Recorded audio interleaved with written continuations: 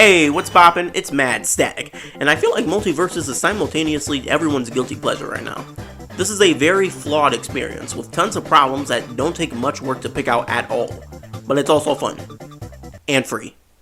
I am a very frequent Smash enjoyer. I'd even call myself competitive if I was any good. And as a Smash player, the first thing I noticed here was how loose this game felt in comparison. There's less weight to characters, less connection and attacks, less congruency, less working, less quality, but the game kind of feels like it's prepared for that though. It may not be my favorite feeling game, but it does feel intentionally built this way. Everything's very floaty, and most of the matches consist of fighters being suspended in the air, spamming attacks in an attempt to hit each other. The idea that most of your moves are gonna have trouble connecting feels like a part of the strategy, like flailing your arms around in a fight because you don't know how to actually fight.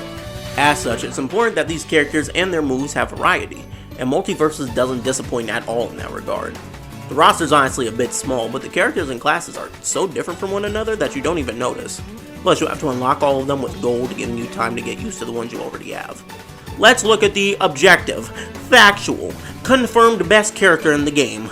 Batman. The reason I like Batman here so much, besides my own preferences, is that he feels like a mix of two extremes. Some characters use the pussy strat, where they sit back and throw or set up stuff, while other characters use the Dio strat and just can't be approached up close as they excel there.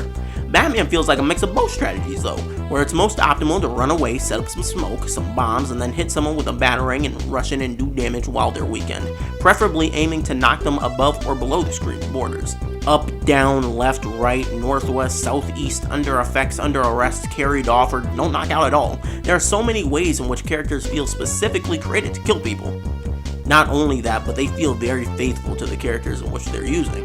That run and rush strategy feels pretty accurate to what Batman does outside of this game. Even more than that though, the game has brought these characters in and filled them full of the personalities that they're loved for. This is obviously a wacky fucking roster, a collage of IPs that really shouldn't work together but somehow do. As someone who knows most of these people, I'm sorry I haven't watched Game of Thrones yet, everything from the fighting to their moving mannerisms feels genuine to their original characters. It's something a lot of games that have taken after Smash Bros have really struggled to get down. A lot of them feel like typical fighting game characters with glorified skin mods on them, but not here. Now, if you fully want extra features and actual skin mods for these characters, that's where the game decides it's gonna make up its revenue. You see, this is why I hate Fortnite. Back in my day, $5 at most. But now, you want me to pay the price of a better game. Like, I'm gonna buy it, but fuck you, game. Now, when it comes to getting better at this game, you gotta keep a few things in mind. Take it from me. First of all, you gotta recognize that this is a co-op game. Everything's designed around 2v2 brawls, and some of these characters, while useful and special in support in 4-player environments, are getting smacked if they go up against someone alone. You also gotta make sure you're paying attention to those little numbers and stuff. The stats. Things like traits, status effects, inflictions, you know, the stuff most people will overlook. They can really grant game-winning advantages to those who are in the know. Cause to be honest, playing skills ain't really the primary factor here. Let's look at another one of my favorites that has absolutely nothing to do with me liking the Batman comics and universe more than anything. Harley Quinn. Now with Harley Quinn...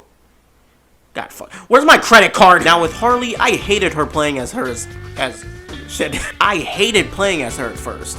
Her moves were way too narrow and barely did any knockback for the precision required. She had like no advantage over anyone. But then, I actually started paying attention and reading. And I learned about how those lame-ass bombs she was using were actually giving enemies the confetti status. I experimented with that and figured out what it actually did, and suddenly those bombs weren't so lame anymore. Swinging around her bat isn't really gonna do a lot by itself. It's about using the chaos of the regular matches to set up traps, build her status effect on opponents, and then using that to sneak in massive amounts of damage.